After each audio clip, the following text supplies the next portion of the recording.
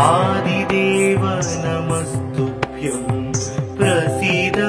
मम भास्कर दिवाकर नमस्तुभ्यं प्रभाकर नमोस्तुते सप्तास्वरधमारूढं प्रचण्डं कश्यपात्मजं श्वेतपद्मधरं देवं तं सूर्यं प्रणमाम्यहम् लोहितं रथमारूढं सर्वलोकपितामहं महापापहरं देवं तं सूर्यं प्रणमाम्यहम् त्रैगुण्यं च महासूरं ब्रह्म विष्णु महेश्वरं महापापहरं देवं तं सूर्यं प्रणमाम्यहम् रुहितं तेजसां पुञ्जं वायुमाकाशमेव च प्रभुं च सर्वलोकानां तं सूर्यं प्रणमाम्यहम् अञ्जूकपुष्पसङ्कासं हारकुण्डलभूषितम् एकचक्रधरं देवं तं सूर्यं प्रणमाम्यहम् विश्वेशं विश्वकर्तारं महातेजः प्रदीपनं महापापहरं देवं तं सूर्यं प्रणमाम्यहम् तं सूर्यं जगतां नाथं ज्ञानविज्ञानमोक्षदं महापापहरं देवं तं सूर्यं प्रणमाम्यहम् सूर्याष्टकं पठे नित्यं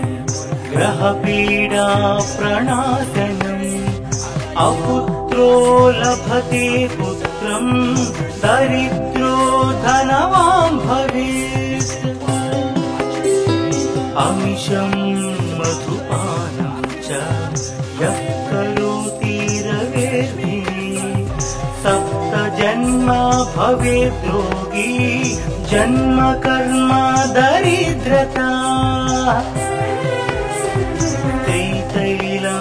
तैतैलमधुमांसानि हस्त्यजिस्तूरवेर्धिनि न व्याधिशोकदारिद्र्यं सूर्यलोकं स गच्छति आदिदेव नमस्तुभ्यं प्रसीद मम भास्कर दिवाकर नमस्तुभ्यं प्रभाकर नमोस्तुते सप्तास्वरधमारूढं प्रचण्डं कश्यपात्मजं श्वेतपद्मधरं देवं तं सूर्यं प्रणमाम्यहम् लोहितं रथमारूढं सर्वलोकपितामहं महापापहरं देवं तं सूर्यं प्रणमाम्यहम् त्रैगुण्यं च महासूरं ब्रह्म विष्णु महेश्वरं महापापहरं देवं तं सूर्यं प्रणमाम्यहम् रुहितं तेजसां पुञ्जं वायुमाकाशमेव च प्रभुं च सर्वलोकानां तं सूर्यं प्रणमाम्यहम् अञ्जूकपुष्पसङ्कासं हारकुण्डलभूषितम् एकचक्रधरं देवं तं सूर्यं प्रणमाम्यहम् विश्वेशं विश्वकर्तारं महातेजः प्रदीपनम् महापापहरं देवं तं सूर्यं प्रणमाम्यहम् तं सूर्यं जगतां नाथं ज्ञानविज्ञानमोक्षदम् महापापहरं देवं तं सूर्यं प्रणमाम्यहम् सूर्याष्टकं पठे ग्रहपीडा प्रणाशनम् अपुत्रो लभते पुत्रं दरिद्रो धनवान् भवेत् अमिषं मधुपानं च यः करोति रवेर्धिने सप्त जन्म भवेद् रोगी जन्म कर्म दरिद्रता मधुमांसानि हस्त्यजिस्तूरवेर्धिनि न व्याधिशोकदारिद्र्यं सूर्यलोकं स गच्छति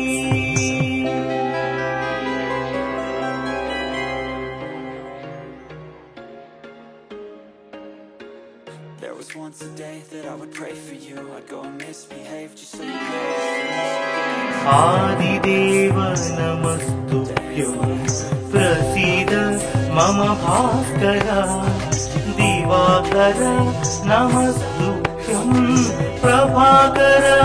नमोस्तुते सप्तास्वरथमारूढं प्रचण्डं कश्यपात्मजं श्वेतपद्मधरं देवं तं सूर्यं प्रणमाम्यहम् लोहितं रथमारूढं सर्वलोकपितामहं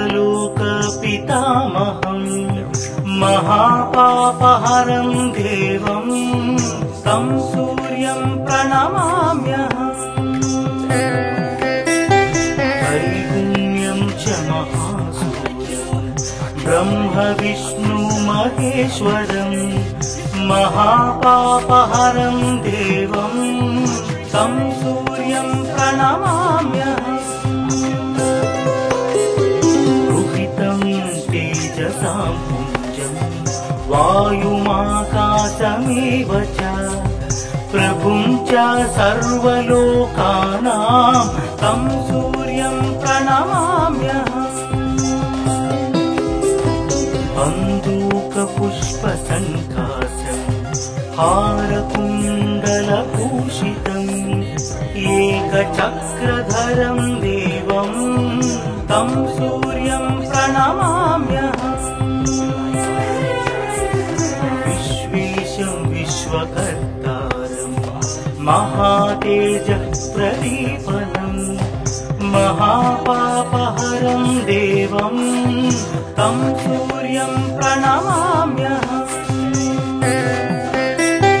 तं सूर्यं जगतां नाथं ज्ञानविज्ञानमोक्षदम् महापापहरं देवं तं सूर्यं प्रणमाम्यहम् सूर्याष्टकं पठे ग्रहपीडा प्रणाशनम् अपुत्रो लभते पुत्रं दरिद्रो धनवान् भवेत् अमिषं मधुपानं च यः करोति रवेर्धिने सप्त जन्म भवेद् रोगी जन्म कर्म दरिद्रता मधुमांसानि हस्त्यजिस्तूरवेर्धिनि न व्याधिशोकदारिद्र्यं सूर्यलोकं स गच्छति आदिदेव नमस्तुभ्यं प्रसीद मम भास्कर दिवाकर नमस्तुभ्यं नमस्तुभ्यं प्रभाकर नमोस्तुते सप्तास्वरथमारूढं प्रचण्डं कश्यपात्मजं श्वेतपद्मधरं देवं तं सूर्यं प्रणमाम्यहम् लोहितं रथमारूढं सर्वलोकपितामहं महापापहरं देवं तं सूर्यं प्रणमाम्यहम् त्रैगुण्यं च महासूरं ब्रह्म विष्णु महेश्वरं महापापहरं देवं तं सूर्यं प्रणमाम्यहम् रुहितं तेजसां पुञ्जं वायुमाकाशमेव च प्रभुं च सर्वलोकानां तं सूर्यं प्रणमाम्यहम् बन्दूकपुष्पसङ्कासं हारकुण्डलभूषितम् एकचक्रधरं देवं तं सूर्यं प्रणमाम्यहम् विश्वेशं विश्वकर्तारं महातेजः प्रदीपनं महापापहरं देवं तं सूर्यं प्रणमाम्यहम् तं सूर्यं जगतां नाथं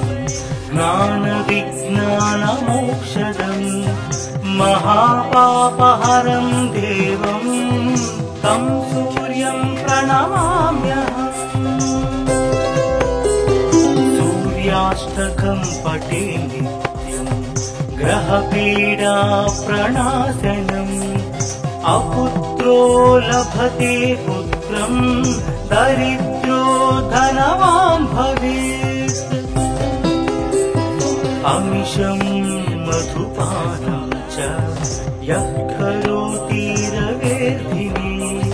सप्तजन्म भवेत् रोगी जन्म कर्म दरिद्रता त्रितैलमधुमांसानि हस्त्यजिस्तूरवेदिनी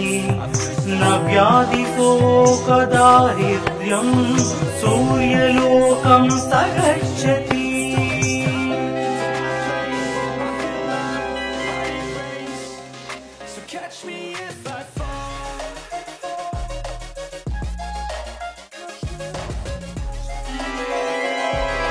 आदिदेव नमस्तुभ्यं प्रसीद मम भास्कर दिवाकर नमस्तुभ्यं प्रभाकर नमोस्तुते सप्तास्वरथमारूढं प्रचण्डं कश्यपात्मजं श्वेतपद्मधरं देवं तं सूर्यं प्रणमाम्यहम् लोहितं रथमारूढं सर्वलोकपितामहं महापापहरं देवं तं सूर्यं प्रणमाम्यहम् त्रैगुण्यं च महासूरं ब्रह्म विष्णु महेश्वरं महापापहरं देवं तं सूर्यं प्रणमाम्यहम् रुहितं तेजसां पुञ्जं वायुमाकाशमेव च प्रभुं च सर्वलोकानां तं सूर्यं प्रणमाम्यहम् बन्दूकपुष्पसङ्कासं हारकुण्डलभूषितम् एकचक्रधरं देवं तं सूर्यं प्रणमाम्यहम् विश्वेशं विश्वकर्तारं महातेजप्रदीपनम् महापापहरं देवं तं सूर्यं प्रणमाम्यहम् तं सूर्यं जगतां नाथं ज्ञानविज्ञानमोक्षदम् महापापहरं देवं तं सूर्यं प्रणमाम्यहम् सूर्याष्टकं पठे नित्यं ग्रहपीडा प्रणाशनम् अपुत्रो लभते पुत्रं दरिद्रो धनवान् भवेत् अमिषं मधुपानं च यः करोति रवेर्धिने सप्त जन्म भवेत् योगी जन्म कर्म दरिद्रता तैतैला मधुमांसानि हस्त्यजेस्तुरवेर्धिने न व्याधिशोकदारिद्र्यं सूर्यलोकं स गच्छति आदिदेव नमस्तुभ्यं प्रसीद मम भास्कर दिवाकर नमस्तुभ्यं प्रभाकर नमोस्तुते सप्तास्वरथमारूढं प्रचण्डं कश्यपात्मजं श्वेतपद्मधरं देवं तं सूर्यं प्रणमाम्यहम् लोहितं रथमारूढं सर्वलोकपितामहं महापापहरं देवं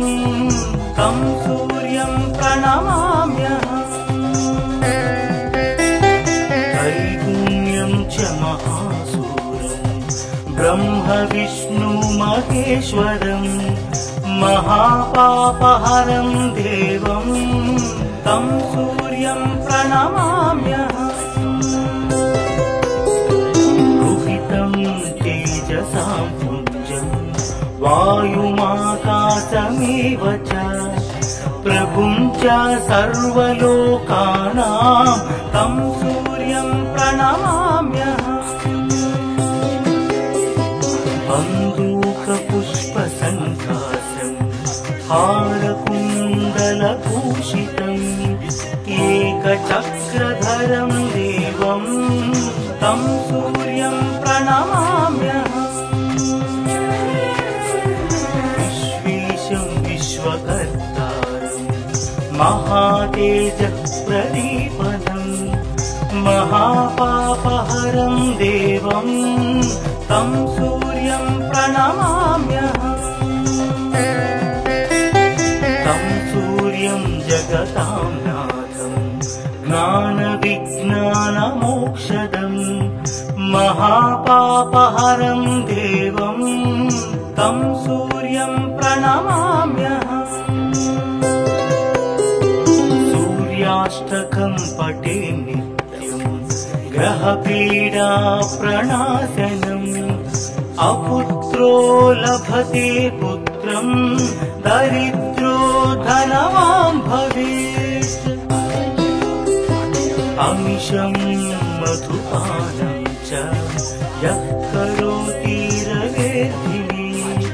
सप्त जन्म भवेत् योगी जन्म कर्म दरिद्रता तैतैला मधुमांसानि हस्त्यजेस्तुरवेर्धिने न व्याधिशोकदारिद्र्यं सूर्यलोकं स गच्छति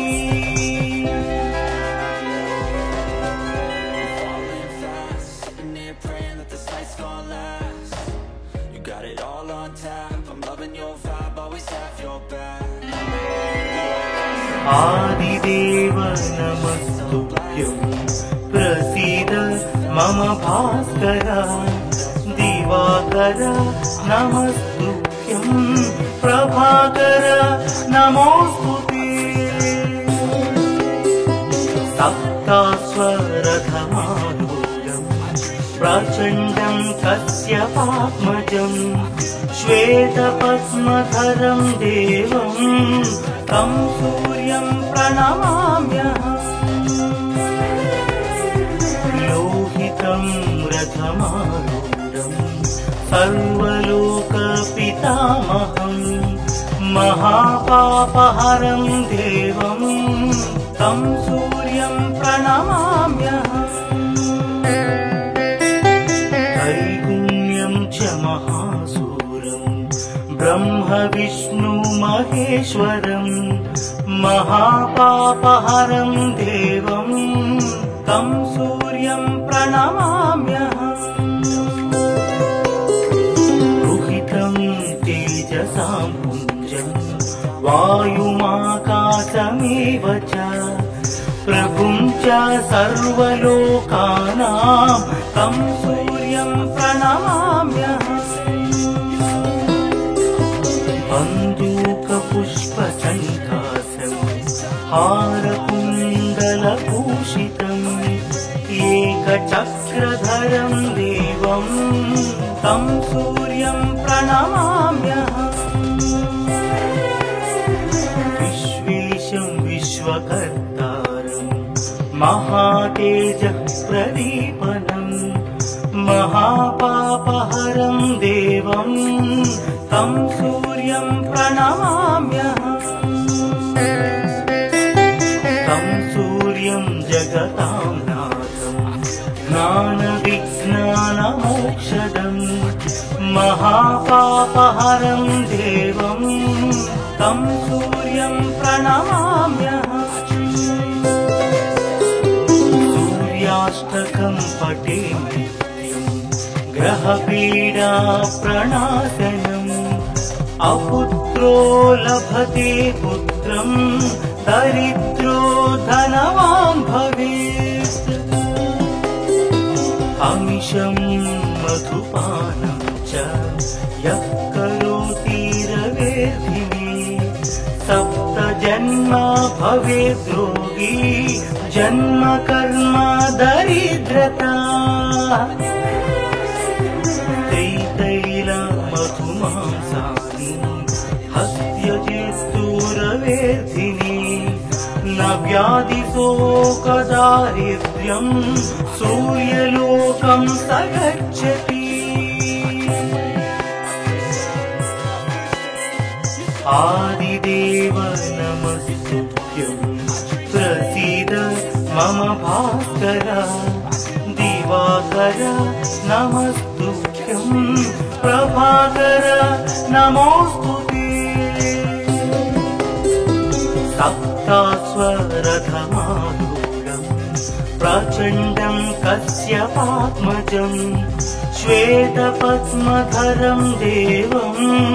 तं सूर्यं प्रणमाम्यहम् लोहितं रथमारूढं सर्वलोकपितामहं महापापहरं देवं तं सूर्यं प्रणमाम्यहम् त्रैगुण्यं च महासूरं ब्रह्म विष्णु महेश्वरं महापापहरं देवं तं सूर्यं प्रणमाम्यहम् रुहितं तेजसां पुञ्जं वायुमाकाशमेव च प्रभुं च सर्वलोकानां तं सूर्यं प्रणमाम्यहम् बन्दूकपुष्पसङ्कासं हारकुण्डलभूषितम्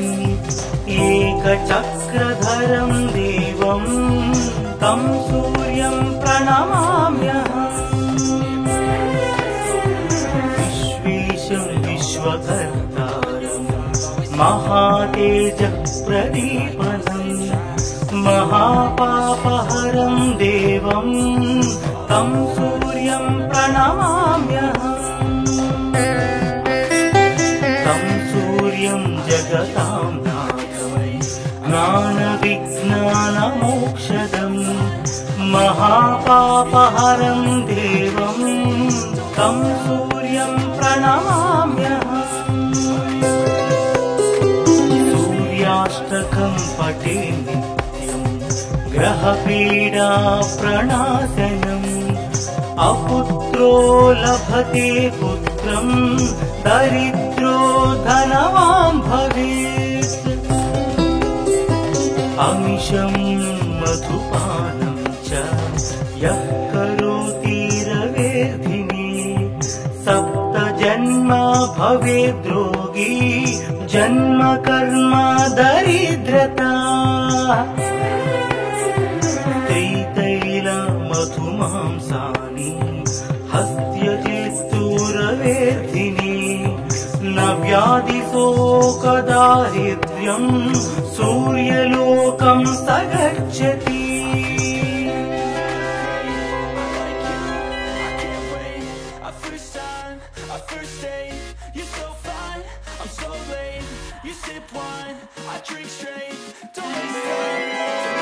आदिदेव नमस्तुभ्यं प्रसीद मम भास्कर दिवाकर नमस्तुभ्यं प्रभाकर नमोस्तुते। सप्तास्वरथमारूढं प्रचण्डं कश्यपात्मजं श्वेतपद्मधरं देवं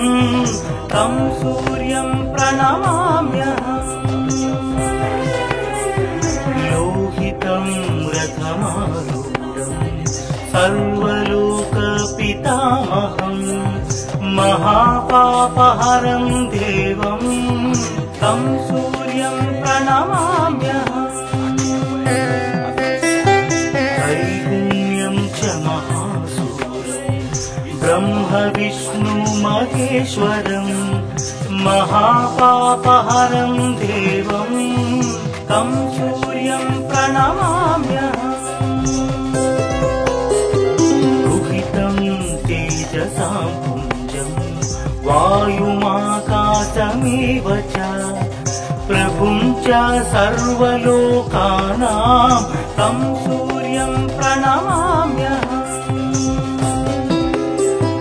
बन्दूकपुष्पसङ्कासं हारकुण्डलभूषितम् एकचक्रधरं देवं तं सूर्यं प्रणमाम्यहम्। विश्वेशं विश्वकर्तारं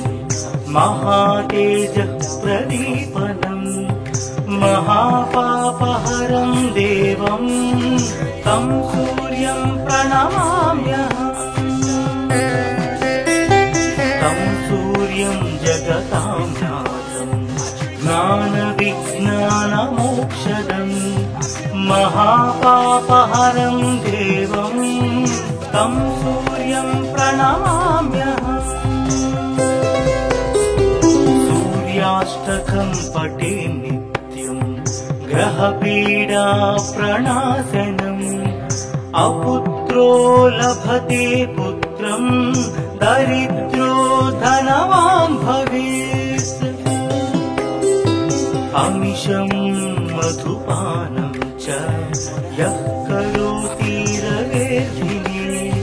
सप्त जन्म भवेद्रोगी जन्म कर्म दरिद्रता। त्रितैल मधुमांसानि हस्त्यजित्तुरवेर्धिनी न व्याधिशोकदारिद्र्यं सूर्यलोकं स गच्छति। आदिदेव नमस्तुभ्यं प्रसीद मम भास्कर दिवाकर नमस्तुभ्यं प्रभाकर नमोस्तुते। सप्तास्वरथमारूढं प्रचण्डं कश्यपात्मजं श्वेतपद्मधरं देवं तं सूर्यं प्रणमाम्यहम् लोहितं रथमारूढं सर्वलोकपितामहं महापापहरं देवं तं सूर्यं प्रणमाम्यहम् त्रैगुण्यं च महासूरं ब्रह्म विष्णु महेश्वरं महापापहरं देवं तं सूर्यं प्रणमाम्यहम् रुहितं तेजसां पुञ्जं वायुमाकाशमेव च प्रभुं च सर्वलोकानां तं सूर्यं प्रणमाम्यहम् बन्दूकपुष्पसङ्काशं हारकुण्डलभूषितम् एकचक्रधरं देवं तं सूर्यं प्रणमाम्यहम् विश्वेशं विश्वकर्तारं महातेजःप्रदीपनं महापापहरं देवं तं सूर्यं प्रणमाम्यहम् तं सूर्यं जगतां नाथं ज्ञानविज्ञानमोक्षदं महापापहरं देवं तं सूर्यं प्रणमाम्यहम् सूर्याष्टकं पठे नित्यं ग्रहपीडा प्रणाशनम् अपुत्रो लभते पुत्रं दरिद्रो धनवान् भवेत् अमिषं मधुपानं च यः करोति रवेर्धिनी सप्त जन्म भवेत् रोगी जन्म कर्म दरिद्रता त्रिशैलमधुमांसानि हस्त्यजेस्तुरवेर्धिनी न व्याधिशोकदारिद्र्यं सूर्यलोकं स गच्छति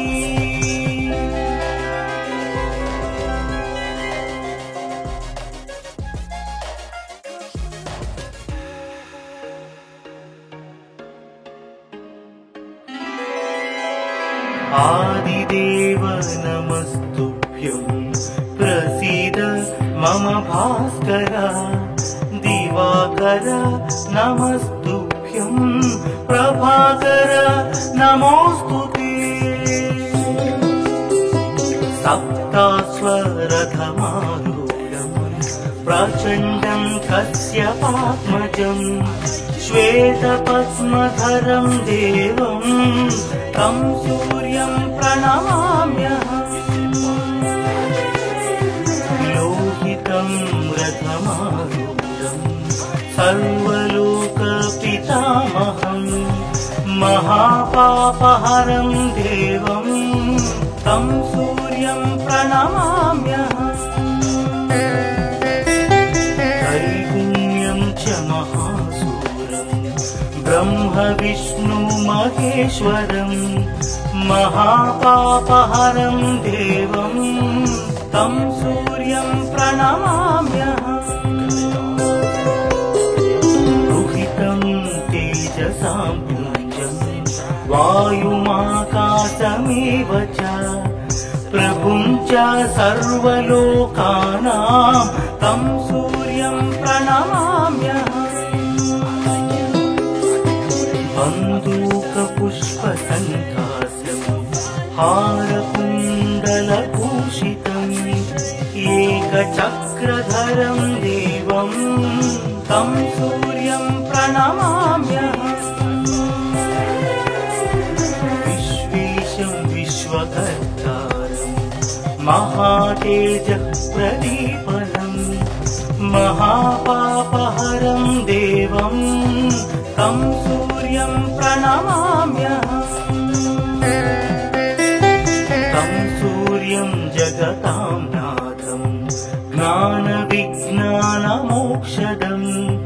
महापापहरं देवं तं सूर्यं प्रणमाम्यहम् सूर्याष्टकं पठे नित्यं ग्रहपीडा प्रणाशनम्